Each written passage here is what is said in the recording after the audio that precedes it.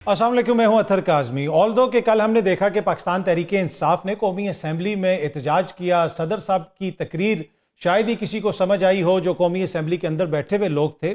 लेकिन इस सारे एहतजाजी माहौल के अंदर एक चीज़ जो सामने आ रही है वो ये है कि पाकिस्तान तहरीक इंसाफ किसी किस्म का प्रेशर बनाने में नाकाम रही है। खान साहब को कोई रिलीफ भी नहीं मिला। ऑल्दो के खान साहब से कुछ लोगों की मुलाकातें तो होती हैं, लेकिन आज खान साहब की हमशीरा अलीमा खान साहिबा भी ये गिला कर रही थी अपनी ही जमात के वकला के साथ कि खान साहब से लोग मिलने तो बहुत सारे आते हैं लेकिन उन तक किताबें नहीं पहुंच रही, उनके बच्चों से उनकी बात नहीं होती। और ओवरऑल मुल्क भर में तहरीक इंसाफ के दावों के बरअक्स हमें वो दबाव हुकूमत के ऊपर नजर नहीं आ रहा, चाहे वो खैबर पख्तूनख्वा की क़यादत हो, पंजाब की क़यादत हो, दीगर सूबों की क़यादत हो। पाकिस्तान तहरीक इंसाफ की वो हुकूमत के ऊपर एक तरह से दबाव बनाने में नाकाम रहे हैं। इसकी क्या वजह है, इसके ऊपर भी गुफ्तगू करेंगे। दूसरी जानिब अगर आप इस मौजूदा हुकूमत को देखें तो ये बार बार मौशी तरक्की के भी दावे करते हैं, मईशत की बेहतरी के भी दावे करते हैं। आपको ये कहते हैं कि इमरान खान साहब के दौर में आलमी सतह पर पाकिस्तान तनाह हो गया था, पाकिस्तान की मईशत ख़राब हो रही थी।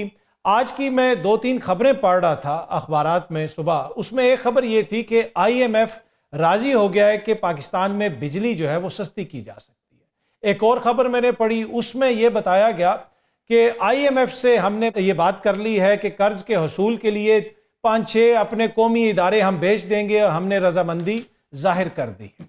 अब इसमें कहाँ पे आपको फाइनेंशियल खुद मुख्तारी नजर आ रही है, इसमें कहाँ पे आपको वो बातें नजर आ रही हैं जो अपोजिशन में मौजूदा हुक्मरान करते थे।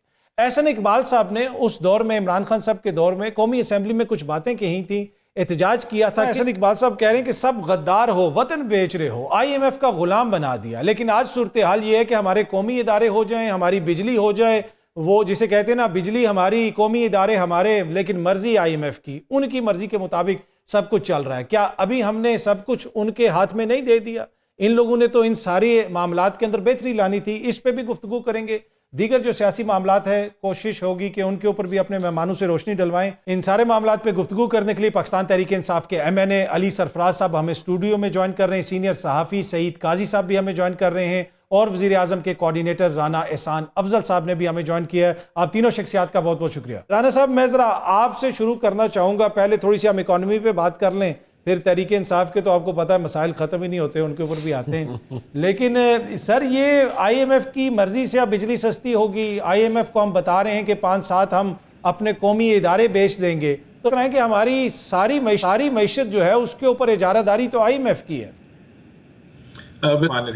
देखिए, IMF जो है वो lender of the last resort माना जाता है, और आप जानते हैं कि आज से कोई 1.5-2 साल पहले डिफ़ॉल्ट की बातें हो रही थी, और अगर IMF की इंडोर्समेंट ना होती तो डेफिनेटली आपको जो डॉलर्स की रिक्वायरमेंट थी, जो रोल ओवर्स की रिक्वायरमेंट थी, जो आपको मईशत को आगे ले जाने के लिए, चलाने के लिए चाहिए थे, वो ना अवेलेबल होते और मुल्क की इकोनॉमी क्रैश कर जाती। तो बिल्कुल जो IMF के हम अभी एक्सटेंडेड फंड फैसिलिटी में है, जो कि 37 महीनों का प्रोग्राम है जिसमें आपने स्ट्रक्चरल रिफॉर्म्स करनी है, और वो स्ट्रक्चरल रिफॉर्म्स आप उनसे जो है MEFP आप साइन करते हैं, जिसके अंदर जितने भी आपने रिफॉर्म्स करने हैं, चाहे वो पावर सेक्टर के हों, गैस सेक्टर के हों और दीगर मामलात हों, टैक्स कलेक्शन के हवाले से, वो आप एक प्रोग्राम के अंदर साइन ऑफ कर देते हैं।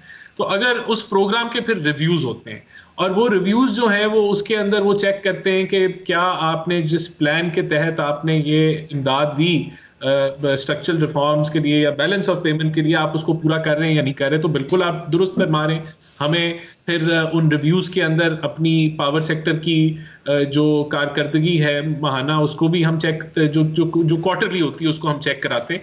लेकिन देखें हुकूमत का क्या रिजॉल्व है, हुकूमत का क्या प्लान है, हुकूमत का ओपन मौक़िफ़ क्या है। हुकूमत का मौक़िफ़ ये है कि इंशाल्लाह जो रिफॉर्म्स IMF के साथ हम कर रहे हैं, स्ट्रक्चरल रिफॉर्म्स, वो तो हैं ही हैं, लेकिन हम उड़ान पाकिस्तान भी कर रहे हैं, और हमारी ये कोशिश है कि ये पाकिस्तान का आखिरी IMF का प्रोग्राम हो और इसके बाद हमें IMF के प्रोग्राम में ना जाना पड़े।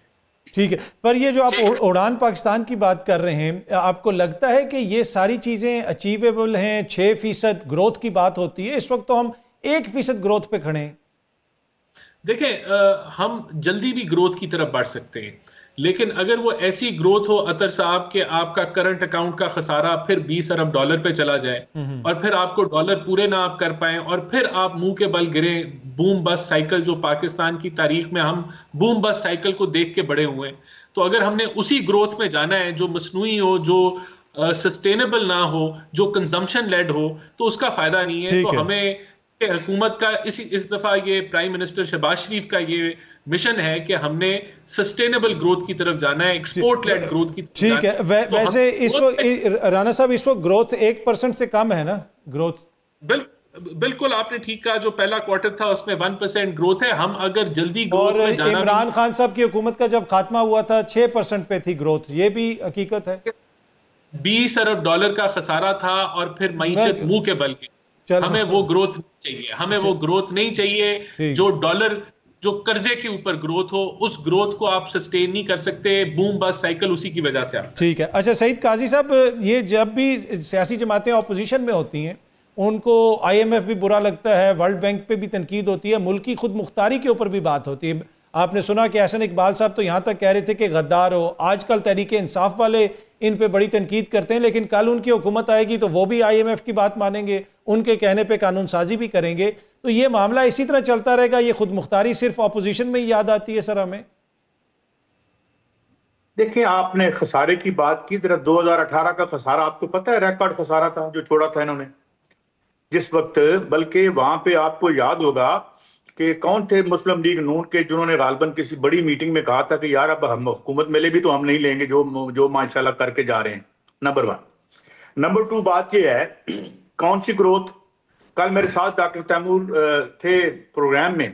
दुनिया अमेरिका से दो गुना महंगी बिजली दे रहे हैं आप, कौन सी ग्रोथ होनी है यहाँ पे? इंडस्ट्री भाग रही है। जो बड़े बड़े सरमायादार थे वो फैक्ट्रियां बंद करके तो रियल एस्टेट के सट्टे में फेंक रहे हैं। अब वहां भी जो IMF ने बाजू मरोड़ा है तो वो भी मार्केट बैठ गई है। कैसे ग्रोथ होगी जब आपकी जो कास्ट ऑफ प्रोडक्शन है वो इतनी है? जो अभी अभी वजीर मौसूफ गए हैं अवैस लगारी साहब, मैंने खुद उनका बयान देखा था कि इंशाल्लाह, यानी मैं उनके वर्बैटम लफ्जों को नहीं दोहरा रहा, मैं उसके मतलब को बयान कर रहा हूं कि मतलब यही था कि इंशाल्लाह IPPs के तहफ़्फ़ुज़ के दिफा की कसम खाई है। ये उनके लफ्ज नहीं है, उनका मतलब यह था कि इनको मैं कुछ नहीं, और कुछ नहीं हुआ। और मैं कल अर्ज कर रहा था कि इंशाल्लाह जो अब नए आएंगे वो भी कुछ नहीं होने देंगे, क्योंकि एक हाथ से पैसे निकालने हैं खजाने से, दूसरे हाथ में पकड़ने हैं। 10 दफा ये रिपोर्टिंग छप चुकी है, हमें कोई बताता नहीं ये मालकान कौन है इसके पीछे, इसमें कौन मुबैना तौर पर पार्टियों के नाम और पार्टियों के लोगों के नाम आते हैं। तो they are untouchable. Number 1। Growth कौन सी होनी है? आपने $12 बिलियन का रोल ओवर किया, चाइना से कितना बड़ा रोल ओवर था, फिर आपका ये कौन सा आपने जो कर लिया। और भाई बात ये है कि आपने हमें उस चुंगल में रात पांव बांध के इस तरह IMF की चौखट पे फेंक दिया है कि अब वो आके हमारे सुप्रीम कोर्ट में आके पूछ रहे होते हैं भाई हम तो बात नहीं कर सकते। एक तो पीका भी आ गया, उससे पहले ही माशाल्लाह हमारे लिए तो बहुत सारे कानून हैं। वो जाके वहां पे अपनी तशफ़ी के लिए चीफ जस्टिस साहब के पास भी चले गए, बाकी डिपार्टमेंट भी चले गए।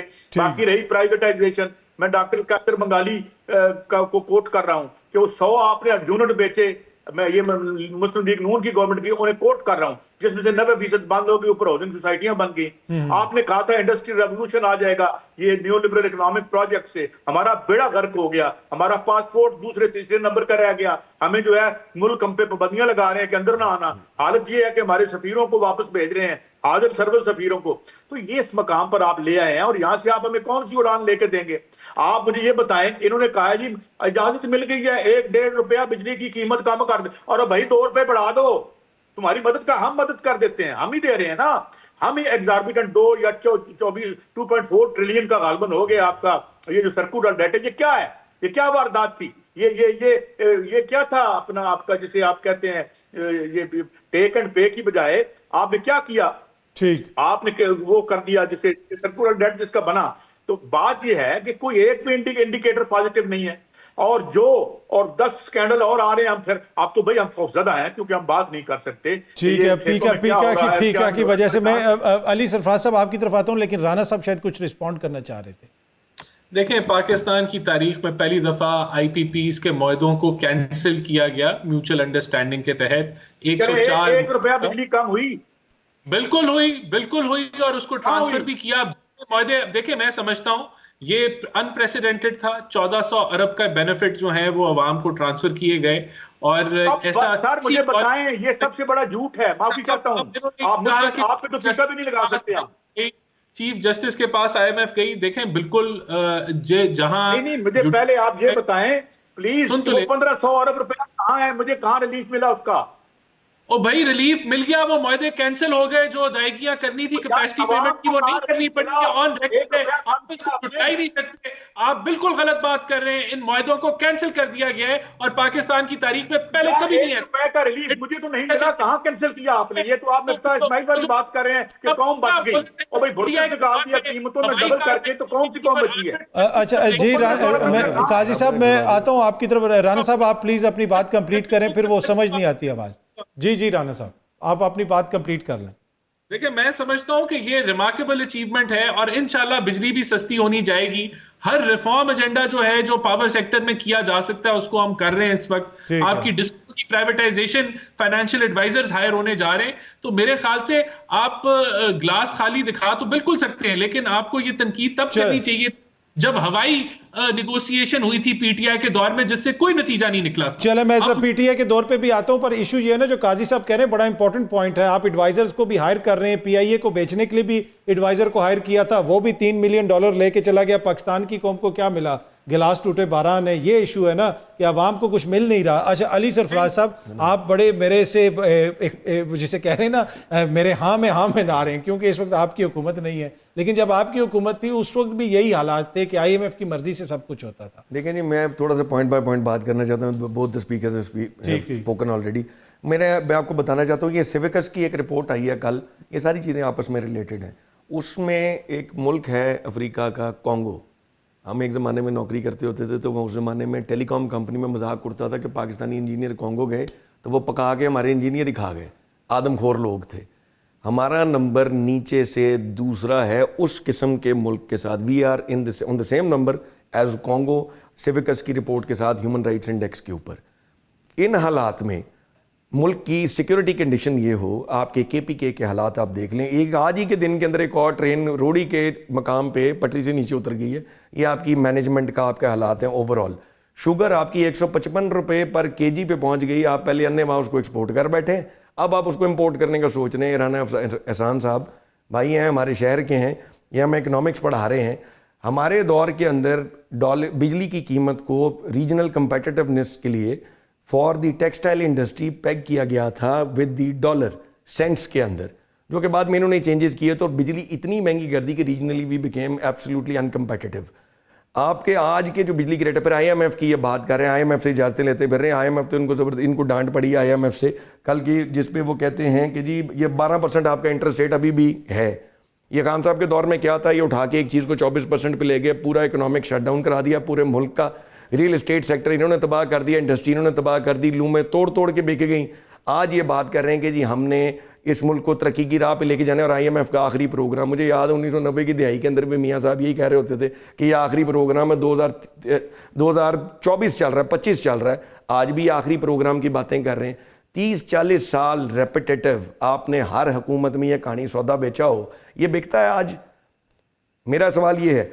दूसरी अगली चीज़ में एक और मेरा सवाल था, डॉक्टर फैसल मसूद साहब को वो जो लाहौर में अभी मरीम नवाज साहबा जिस काम में लगी नहीं है, या ये पंजाब की एडमिनिस्ट्रेशन भी इनकी आपके सामने, ये 15 दिन हो गए आज ये कि तमाशा चल रहा है। डॉक्टर फैसल मसूद को रगड़ा लग रहा है, एक MS को जिस तरह बदतमीजी उसके साथ अस्पताल में जाके की गई। अब वहाँ पे इन्हीं के दौरे हुकूमत के अंदर ये भी को आज को सुने को 2 बंदे भी मर गए हैं, टीके लगे हैं, स्टाफ की गफलत के ऊपर भी डाले, हालांकि वो इनको पता नहीं कितने लेटर लूटर डालते रहे। 60 पेजेस का मरियम नवाज साहबा ने सप्लीमेंट दे दिया है अखबार के अंदर अपनी फोटोओं वाला। कभी सुना आपने? इतने सफ़े तो अखबार के अपने नहीं होते जितना सप्लीमेंट इन्होंने लगा दिया। Look at them. हालात मुल्क के क्या हैं ये। अभी आपकी इस्लामाबाद से जब मरी शीशे की ट्रेन जाएगी तो ये जो नवाज शरीफ साहब का ख्वाब है, हालात मुल्क के ये हैं। आटा आपके पास कोई नहीं, चीनी आपको अब पहले भेज के वापस मंगानी पड़ रही है। शीशे की ट्रेन आपने यहाँ से मरी भेजनी है, पहाड़ों को नज़ारे दिखाती हुई जाएगी। उसके बाद आप कहते हैं IMF का आखिरी प्रोग्राम है। सड़क के ऊपर किसी हिसाब से आप सड़क के ऊपर अपने मुल्क में चल नहीं सकते। आपके पॉलिटिकल स्टेबिलिटी आपके मुल्क में नहीं है, फॉरेन डायरेक्ट इन्वेस्टमेंट आपके मुल्क में आनी कोई नहीं है। ये किस तरीके से कह रहे हैं कि जी चलो, आखिरी ये प्रोग्राम सारे मामलात IMF हैं, का। पर इसमें देखें ना, हुकूमत के साथ साथ ऑपोजिशन का किरदार भी होता है। आप लोगों का किरदार कितना मिसाली रहा, उस पर भी हम गुफ्तगू करते हैं। एक छोटी सी मैं ब्रेक ले लूँ। ब्रेक से तहरीके इंसाफ वाले एहतजाज की बात तो कर रहे हैं, लेकिन कोई माहौल बना नहीं पा रहे। इसकी वजह क्या है? एक छोटी सी ब्रेक के बाद वेलकम बैक। पाकिस्तान तहरीके इंसाफ की जानिब से बार बार ये कहा जाता है कि जी बड़ा एहतजाज करेंगे। अली अमीन साहब के दावे भी हमारे सामने हैं। कभी वो ये कहते हैं कि जी गोली का जवाब इस चीज़ से देंगे, सर पे कफन बांध के आएंगे, पीछे अपने ख़ानदानों को हमने बता दिया है कि बस अब पीछे हमारे जनाजे पढ़वा देना, हमने वापस नहीं आना। लेकिन यहाँ पे आके जो कुछ होता है वो हमारे सामने है। और उसके अलावा दीगर जो मुल्क के हिस्से हैं, खुसूसन पंजाब, वहाँ पे भी किसी किस्म की भी कोई हमें तहरीक उस तरह नज़र नहीं आती। लगता नहीं है कि इंटरनली मुल्क के अंदर तहरीके इंसाफ उस किस्म का सियासी माहौल बना सकी है जिसकी वजह से हुकूमत कोई प्रेशर फील करे। एक मौका जब लगा कि हुकूमत थोड़ी सी दबाव में है, वो तब जब इमरान खान का अपना ख़ानदान हमें सामने नजर आया। बुशरा बीबी बाहर थी, वो एक एहतजाज को लीड कर रही थी। इमरान खान साहब की बहनें बाहर निकली, फिर उनकी भी गिरफ्तारी हुई। लेकिन क़यादत तमाम तर दावों के बावजूद वो उस तरह का माहौल नहीं बना सकी। और फिर ऐसे भी है कि अगर क़यादत से क्वेश्चन किया जाए, जमात के अंदर कोई क्वेश्चन करे या कोई बाहर से क्वेश्चन करे, तो वो नाराज़ भी हो जाते हैं। तो अली साहब, ये क्या चक्कर है? आप लोग ना कोई माहौल बना सके एहतजाज का। आपकी आज ही अलीमा खान साहबा वहाँ पे नाराज़गी का इजहार कर रही थी कि खान साहब को किताबें भी नहीं मिल रही, बच्चों से उस तरह बात भी नहीं हो सक रही। इतनी बड़ी जमात, पार्लिमानी जमात, करोड़ों वोट्स, लेकिन कोई ग्राउंड पे कुछ कर नहीं सके। आपके दो सवाल हैं। एक तो है कि खान साहब को किताबें नहीं मिल रही, जो जेल के हालात हैं, वो तो यूर राइट, वो तो हम रोज़ इस बात पे पीटते हैं कि खान साहब को जो जी उनकी रिक्वायरमेंट्स हैं वो पूरी होनी चाहिए, किताबें तक नहीं अगर पहुंच रही तो क्या हालात होंगे। बाकी जहाँ तक आप बात कर रहे हैं कि जी PTI बाहर नहीं निकली, लोग नहीं निकले, लेकिन जी मैं इससे डिसएग्री करता हूँ। We are not warriors, we are not trained to hold guns in our hands. और हम कोई जंगजू तो नहीं, हम एक सियासी जमात है। हमारे वर्कर्स पे जिस तरह तशद्दुद हुआ है पिछले 2 साल में, कि 9 मई से तो एक बहाना जो बनाया गया था बनाया ही था, उससे पहले से काम शुरू था। और जिस तरीके से लोग इतनी दफ़ा निकले भी, अभी आखिरी दफ़ा भी जब 26 नवंबर को भी जब इस्लामाबाद में लोग आए, जिस तरह लोगों को मारा गया, जिस तरह वहाँ गोलियाँ चली, उसके बाद आप अगर एक ही एक्सपेक्ट करें, देखें गरीब आदमी भी हो, अपनी जान तो लोगों को प्यारी है, रोज़गार भी उनको, जो फाइनेंशियल हालात हैं इस वक्त लोगों के, अगर आप सारा दिन लोग हमारे पास बैठते हैं, झोलियाँ उठा उठा के इस हुकूमत को बद्दुआएं देते हैं, और मैं उनको पूछता हूँ कि यार फिर निकलो भाई, निकलो, एहतजाज करो। एहतजाज ही है एक हमारे पास तो ऑप्शन। आंसुओं के साथ औरतें मर्द हमारे सामने बैठ के रोते हैं कि जनाब अब इतने बुरे हालात हैं कि घर में रोटी नहीं है। अब एक दिन पूरा अगर एहतजाज भी हम गुजार देंगे तो जो दिहाड़ी कमा के घर लेके जाते हैं वो कमाएंगे। इन्होंने भूख डाल दी है, इस कौम को भूख के साथ मैच डलवा दी है। और ये बड़े खुश हैं कि जी एहतजाज नहीं हो रहा। एहतजाज बड़े हुए, गोलियां लोगों ने खा ली, गिरफ्तारियां लोगों ने करा ली। 2-2 साल से हमारा कारकुन जेलों के अंदर बैठा हुआ है, ट्रायल्स आगे चल नहीं रहे, ट्रायल्स तक गरीब लोगों की बेचारे रेडी वाले पहुंच गए। पर अभी आपको कहते लगता लोग है कि बाहर कहीं नहीं पे आए। थोड़ी सी आपकी सियासी नाकामी भी है ना, सियासतदान भी हैं, आप लोगों ने कोई वे भी निकालनी है, तो उस तरह भी कोई मुज़ाकरात आगे नहीं बढ़ सके, तो सियासी नाकामी मुज़ाकरात में कोई सीरियसनेस भी तो हो ना जी। आई एग्री, हम सियासी लोग हैं, मैं सियासी पॉइंट ऑफ व्यू से अगर आपकी बात को देखूं तो बिल्कुल ठीक कहते हैं, कोई ना कोई रास्ता होना चाहिए। आखिर हम अब पाकिस्तानी अवाम को भी कितना को मरवाएं हुकूमत के सामने खड़ा कर करके। हुकूमत तो लिहाज ही नहीं करती, हुकूमत बंदूक पकड़ लेती, सीधी गोली मार देती। अब तो अवाम को कहते हुए भी डर लगता है कि भाई आप एहतजाज करेंगे, एहतजाज के नाम पे कोई शरीफ आदमी घर से निकल के यही कह देना कि रोटी महंगी हो गई तो उसके सर में गोली ना मार दे को पकड़ के। मुझे तो ऑनेस्टली डर लगता है। ठीक है। अच्छा काजी साहब, तहरीके इंसाफ पे ये जो तनकीद हो रही है कि ये उस तरह का दबाव डालने में नाकाम रहे, आपको लगता है कि कुछ सियासी नाकामी है, सियासी माइंड्स की कमी है तहरीके इंसाफ के अंदर, या फिर हुकूमती रवैया ऐसा है? देखें, बात यह है कि पहले बुनियादी तौर पर हमें नजरी तौर पर समझना चाहिए। ये बात दुरुस्त है कि PTI के साथ ज्यादती भी हुई, बड़ा ऑपरेशन भी था, और इससे पहले भी हुआ, जियाउल हक के दौर में भी ऑपरेशन हुआ। मगर सबसे पर्टिनेंट सवाल है कि ये क्यों नहीं हो रही। एक अवामी मूवमेंट में, एक ये नेशनलिस्ट मिडिल क्लास की मूवमेंट है, ये नीचे ग्रास रूट पे क्यों नहीं जा रही? कभी सोचा किसी ने? कोई थिंक टैंक है इनका? बात यह है कि आप कौन से स्लोगन्स दे रहे हैं। वो ठीक कहा आपने, रोटी कमाए। क्या आपने रोटी का वादा किया है कि भाई इसके बाद तो आप रोटी देंगे? क्या आपके मंशूर में ये शामिल है कि आके ये जो चोरी चकारी बिजली बनाने के नाम पे हो रही है ये खत्म करके हम रेशनलाइज करके ₹2 का यूनिट ₹3 का आज भी दिया जा सकता है? आप भी राइट विंग बुर्जुआ पार्टी हैं, मुस्लिम लीग नून भी राइट विंग बुर्जुआ पार्टी है, और मिडिल क्लास तहरीकें नहीं चलाती होती। उसके बारे में ठीक किसी ने कहा था, उसके पांव कीचड़ में और आंखें आसमान पे होती हैं, सारी उम्र तबका बदलने के चक्कर में होते हैं। देयर इज नॉट, इमरान ने कुछ रिफॉर्म्स की जो बहुत बड़ी थी, रिफॉर्म्स की यानी 10 लाख दे दिया, बहुत अच्छा किया जो इन्होंने बंद कर दिया खैर से। मगर सवाल ये है कि जो 68 की मूवमेंट की 5 मई 1968 में बनी थी, वो मंशूर तो खोल के देखें। आज दुनिया इस नहज पे पहुंच चुकी है कि ये सारी जो लेफ्ट की जगह खाली है, इनको क्या मिली जगह? पीटीआई को कौन सी जगह मिली जो पीपल्स पार्टी और ये सारे लेफ्ट के खाली करके गए थे? लोग मुर्गी की कीमत पे बात करेंगे, लोग इसलिए बात नहीं करेंगे कि जनाब आप ये एक पार्लिमानी जमहूरियत जिस पर आपकी इशराफियत का कब्जा है और आपके वोट ठीक गिन के आपको एमएनए बना दे। Things have gone far beyond that to create एक मूवमेंट, एक एहतजाज जो आदमी का राइट है, उसके स्लोगन्स तो लेके आए। मसलन आपने पीटीआई ने अपने दौर में क्या किया, जो थे वो रज़ाक दाऊद साहब, उनको एक्सटेंशन दे दी उनकी आईपीपी में।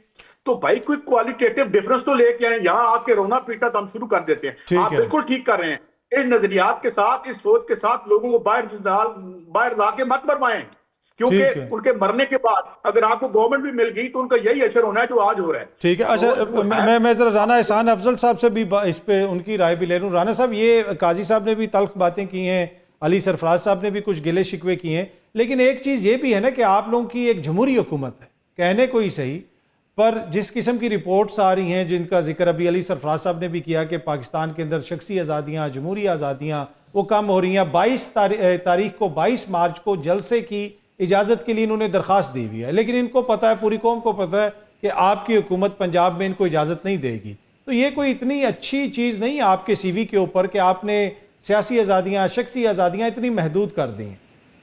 देखें, बात तो मिसाके जमहूरियत करने वाले हैं, और उसके बाद 2008 से 18 सबसे ज़्यादा जमहूरी फेज पाकिस्तान में सियासी जमातों के पास। फिर जिस मुआहदा करके या जो पैकेज लगा के पीटीआई इक़्तिदार में आई वो सब जानते हैं, और फिर प्रेडेटर ऑफ प्रेस फ्रीडम का लक़ब खान साहब को मिला। फिर जिस तरीके से इन्होंने इक़्तिदार किया कंधों के ऊपर बैठ के, फिर जब ये उतर गए उस इक़्तिदार से आईनी तरीके से, तो फिर इन्होंने जो है वो 9 मई कर लिया। तो वो जमहूरियत तो नहीं है कि 9 मई आप करें, और ना ये जमहूरियत है कि आप ज़मान पाक में पेट्रोल बम मारें। फिर झूठा प्रोपेगेंडा करते हैं कि हुकूमत गोली मारती है। हुकूमत ने किसी को कोई गोली नहीं मारी, और ना ऐसी कोई चीज़ साबित हुई। ये ज़रूर हुआ कि वो झूठा प्रोपेगेंडा दुनिया भर में किया गया, और वो फिर निगेट भी हो गया, लेकिन आज भी ये उसी प्रोपेगेंडा के ऊपर लगे हुए हैं। देखें, बात ये कि जमहूरियत, आइन और हकीकी आज़ादी जो है वो, आई एम सॉरी टू से, चीफ ऑफ आर्मी स्टाफ को ख़त लिख के तो नहीं मिलने वाली, और ना हकीकी आज़ादी और आइन की बालादस्ती अमेरिका की गली गली कूचे कूचे में टाकी लगा के कि आप जो है एक एक कांग्रेसमैन से ख़त लिखवाएं कि वो मुदाखलत करे, ना उस तरह मिलने वाली है। तो ये एक्सपोज हो चुके हैं हर लिहाज से कि इनके कॉल और फेल में कितना फर्क है। अच्छा, वैसे इनका दबाव आपको फील होता है कि ऑपोजिशन का दबाव है आपके ऊपर? देखिए, इनका हमें तकलीफ होती है जब चीफ ऑफ आर्मी स्टाफ के खिलाफ ये एक फ्लॉप धरना करते हैं या प्रोटेस्ट करते हैं। यूके में 50 बंदे होते हैं, मुल्क के मुखालिफ ये चलते हैं। हमें अफसोस होता है जब ये मुल्क मुखालिफ बयानिया बना के दुनिया भर में प्रोपोगेट करते हैं। हमें दबाव कोई नहीं होता, क्योंकि दबाव देखें, जिस जमात के लीडर को 14 साल की जब चोरी के अंदर सजा हुई करप्शन केसेस के अंदर, तो केपीके के अंदर भी कोई 2 लोग नहीं निकले बैनर निकाल के कि हमें ये मंजूर नहीं है। तो ये इनकी जमात की जो मूवमेंट है वो इधर पहुंची हुई है। और देखें, मैं समझता हूं कि दबाव इनका, बाकी भी इनका जो ग्रैंड अलायंस था वो भी अभी कोई नहीं, कहीं नहीं मंजर आम पे नजर आ रहा। और क्यों नहीं आ रहा? क्योंकि बाकी जमातें इनकी पोलराइजेशन और नफरत की सियासत को इंडोर्स नहीं करती। ठीक है अली साहब, ये मैं जरा अली साहब से इस पे कमेंट ले लूँ। ये बार बार कही जाती है कि आप लोग सोलो फ्लाइट के चक्कर में होते हैं, रवादारी नहीं है आपकी जमात के अंदर, दूसरों को बर्दाश्त करना नहीं है, दूसरों को साथ लेके चलना नहीं है, सहाफी भी वो अच्छा है जो बस आपकी तारीफें करता रहे जिस दिन ये आपके मुंह से तो अच्छी बात नहीं लगती। नहीं सहाफी की कुर्सी पे बैठ के आपने जो सहाफियों के साथ इस दौर में हुआ है वो देखने के बाद आपका ये कमेंट अच्छा नहीं लगता। नहीं पर सहाफी वो अच्छा है जो पीटीआई वालों को चले, हमें तो अब सहाफी गिने चुने 4 तो रह गए जो कोई थोड़ा बहुत बातचीत कर ले, जाके पौने को ऑफ एयर हो गए, और भी शायद किसी वक्त हो जाए। नहीं पर इख्तलाफ बर्दाश्त करना चाहिए ना, इख्तलाफ बर्दाश्त नहीं करते। देखें जी इस वक्त इख्तलाफ वाली हमारे से तो बात ही नहीं ना। और ग्रैंड अलायंस को साथ लेके चलने की जो राना साहब बात करें, दूसरी जमात कर रहे हैं, आपकी चीफ जस्टिस से मुलाकात हुई, कामरान मुर्तजा साहब को साथ ले जाते तो क्या था? हाँ उसमें कोई हरज नहीं था, कोई हरज नहीं था इस बात में। लेकिन हमारी बात, हर बंदे का अपना एक मोडस ऑपरेंडी होता है ना, but that doesn't necessarily mean कि हमारे साथी जो पीएमएलएन में या पीपल्स पार्टी में बैठे हैं वो ही समझे कि हमारी अपने अलाइज के साथ या पॉसिबल अलाइज के साथ कोई लड़ाई ही हो गई है। ऐसी बात नहीं है। किसी के साथ भी possibility, definitely it is a possibility. Anyone who wants, grand alliance के अंदर भी सियासी जमातें हैं ना, पाकिस्तान के जो हालात है वो तो कोई सियासी जमात भी ये कहते हैं कि इनकी पॉलिसीज को बाकी जमातें इंडोर्स नहीं करती। पाकिस्तान में अच्छे हालात का जो सौदा ये बेचने की कोशिश कर रहे हैं उसको कोई भी इंडोर्स नहीं करता। ब्रेक ले लूं, वो भी बड़ा ग्रैंड अलायंस के ऊपर बात करते हैं। मौलाना की जमात इसमें शामिल होगी और कितनी उम्मीद है तहरीके इंसाफ को मौलाना से उम्मीद रखनी चाहिए? एक छोटी सी ब्रेक के बाद वेलकम बैक। काजी साहब जरा ये ग्रैंड अलायंस के ऊपर भी आप कमेंट कीजिएगा, लेकिन मैं चाहता हूँ ये पीपल्स पार्टी के किरदार पे भी थोड़ी सी रोशनी डालें। कल भी सदर सरदारी साहब ने नहरों के हवाले से गिला शिकवा किया। इस वक्त जो मुल्क में हो रहा है, समटाइम पीपल्स पार्टी ये तासुर देती है कि ये सब कुछ नून लीग कर रही है। आपको इसमें पीपल्स पार्टी का किरदार नजर आता है जो अपोजिशन के साथ हो रहा है, या दीगर जो 26वीं आईनी तरमीम, बहुत सारे मामलात हैं, लेकिन पीपल्स पार्टी कहती है जी ये हुकूमत के मामलात हैं, हम तो सिर्फ साथ चल रहे हैं? नहीं, मेरी नज़र में ये दोनों पार्टियां बड़ी मासूम हैं जो हुकूमत में हैं। मैं एक फंक्शन में था तो मुझे स्टेज पे मुन्नू भाई को बुलाया गया कि जी बड़े शायर जो हैं वो आप शेर पढ़ेंगे। तो उस वक्त जो क्या थे, एक वजीर आजम थे, केयर टेकर, अच्छा भला सा नाम था, महराज खालिद साहब सदर थे। उन्होंने कहा जी मैं इतना ही बड़ा शायर हूँ जितने बड़े ये वजीर आजम है, लिहाजा इनको हमने बेचारों को क्या कुछ कहना है और क्या नहीं कहना। सवाल ये है कि देखें, अगर आपको मौलाना फजलुर रहमान की तरफ हम मौलाना फजलुर रहमान की हिस्ट्री मुफ्ती महमूद साहब से, वो मुफ्ती महमूद तो बड़े लीडर थे, उन्होंने पीपल्स पार्टी को हराया था और वहां पे वज़ीर आला भी रहे। मगर सवाल ये है कि मौलाना फजलुर रहमान की गल आ गई है तो फिर सुलह कर लेने हैं। बात यह है कि इस मुल्क की अवाम नहीं, पूरी दुनिया, एक हम ये पूरा अहद जो है एक दर्द ज़े में है। एक अहद मर चुका है, दूसरा जन्म नहीं ले पा रहा। इसलिए कभी तारीख जो है वो मोदी को उठा के ऊपर फेंक देती है, कभी जो है ट्रंप को फेंक देती है। इमरान खान भी, मैं उनको आपस में कंपैरिजन नहीं कर रहा, मगर मैं उसके जो फैक्टर्स हैं कि इमरान खान को कैसे उछाला, इसकी जो इन पार्टी ने जो कुछ किया था उसके रिएक्शन में उछाला, लेकिन क्या वहां कोई अल्टरनेटिव है? और अगर मौलाना फजलुर रहमान ने आके इसको लीड करना है, इस पार्टी को, हम जानते हैं उनकी ताकत क्या है। पीपल्स पार्टी भी, मुस्लिम लीग नून भी उनकी जो तालिब इल्मों की जो ताकत है उसको इस्तेमाल करती रही है। सुप्रीम कोर्ट की चौखट तक वो भी वहां भी जाते रहे हैं, इधर भी शायद वो चले जाएं। But if you are talking of and talking about some real change for the peoples of Pakistan, it is far beyond all this leadership, क्योंकि they are all part of the problem। मुझे बताएं, IMF पे जो एक बहुत बड़ी बेड़ियां हैं, वो जो एक बहुत बड़ा जुल्म है, जो वो उस पे सारा सबका कंसेंसस है, ओहो ये तो हमें डिफॉल्ट से बचा रहे हैं, उससे बचा रहे हैं। वेयर एज आज मुझे बताएं, यही IMF और वर्ल्ड बैंक था जो कहता था टैरिफ नीचे कर दो। आज उनकी मर्जी तो टैरिफ ऊपर करके आपको चरागाह के तौर पर इस्तेमाल करते हैं, और यहाँ आके हुकूमत के लोग हों या अपोजिशन के लोग हों, आके उनके वजीफे पाटे होते हैं। यहाँ के जितनी एलीट इकोनॉमिस्ट हैं उनकी जो रिज्यूमे है वो उनकी टेबल पे पड़े होते हैं IMF और वर्ल्ड बैंक के, और कोई लफ्ज निकल जाए उनके खिलाफ। आज कोई मुझे बताए, यही टैरिफ था ना कि जो उस वक्त गॉस्पल था, गॉस्पल ट्रूथ का गॉस्पल था कि जनाब टैरिफ बढ़ा। हम उस वक्त रो रहे थे कि तुम्हारी इंडस्ट्री तबाह हो जाएगी, होगी तबाह, फारिग होगी। आज वो कहते हैं टैरिफ, अच्छा आज उनकी अपनी लड़ाई है। तो ये है कि हम रिसीविंग एंड पे हैं। इन लीडरशिप में किसी के पास विजन नहीं है, किसी के पास सोच नहीं है, इतना नजरिया नहीं है कि लड़ सके। राना साहब, सदर जरदारी साहब ने जो नहरें निकाली जा रही हैं उनके हवाले से तहफ़्फ़ुज़ात का इजहार किया, कुछ और मौकों के ऊपर बिलावल साहब ने भी कुछ ऐसी बातें की, तो क्यों नहीं आप उनको साथ लेके चलते? इतना बड़ा ये मामला है, इससे अगेन खैबर पख्तूनख्वा सूबा पहले आपसे नाराज है, अब सिंध से भी इस किस्म की आवाज़ें आना शुरू हो गई हैं।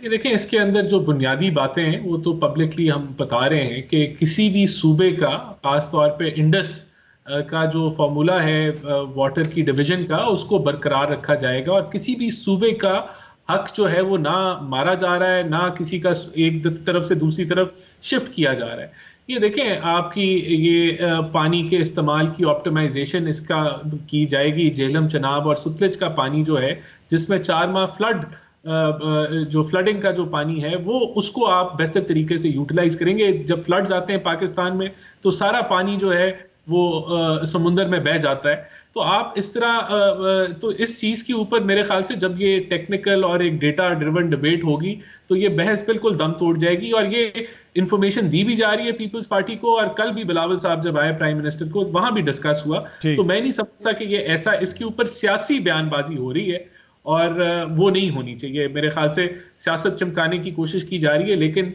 जो बॉटम लाइन है वो यही है कि किसी सूबे का जो वाटर की ट्रीटीज है 1991 की या इरसा का जो मैंडेट है उसके मुताबिक चीजें चलेंगी। ठीक है, एक सेंट भी पानी का हक नहीं मारा जाए। ठीक है अली सरफराज साहब, ये बड़े इंपॉर्टेंट कौमी इश्यूज हैं।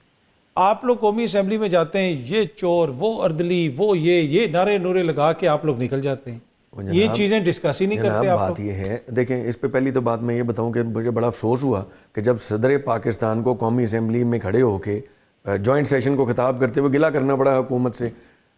हैरान कौन सी बात है, हुकूमत भी नहीं की, अपोजिशन भी यही कर रहे हैं, गिला भी नहीं कोई है। ये गुफ्तगू बंद कमरे में बैठ के वज़ीर आज़म और सदर ने क्यों नहीं की? ये किसको दिखा रहे थे? देखें ट्रीटी के मुताबिक जो डिवीज़न है सूबों की होनी वो चाहिए। एहसान अफजल इज टॉकिंग सेंस, ठीक बात कर रहे हैं, हमें इस तरह अननेसेसरीली भी बात नहीं करनी चाहिए। लेकिन द पॉइंट इज़ उनका जो ग्रीवेंस था वो ये था कि जी ये कोई ऐसा कोई नो गो एरिया तो नहीं है, ऐसी कोई डिस्कशन तो नहीं है जो कि होनी ही नहीं चाहिए। सिंध वालों को अगर कोई मसला था, हुकूमत का हिस्सा है, इनके साथ बैठ के मसले को डिस्कस करें, बजाय कि असेंबली के अंदर आके रोना रोएं और सिंध के अवाम को पागल बनाने की कोशिश करें, सिर्फ ये तासुर देने की जी हमें तो पता कुछ नहीं था, हैंड्स इन ग्लव्स सारा कुछ मिल के करते हैं। कि सदर साहब का गिला कोई सेंस नहीं बनाया मुझे, ठीक है।